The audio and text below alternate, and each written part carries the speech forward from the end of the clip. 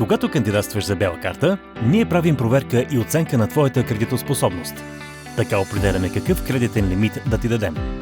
Всичко се случва автоматизирано, при точни и ясни правила.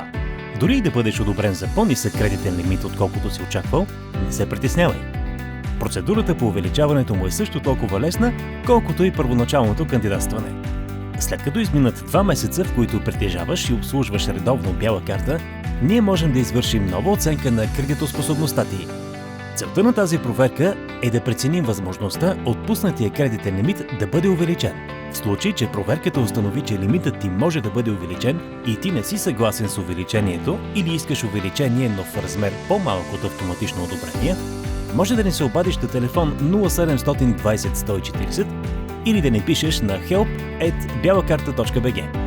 Стига да си коректен в обслужването на своята бяла карта, ние може да правим регулярни проверки на възможността за увеличение на кредитния ти лимит.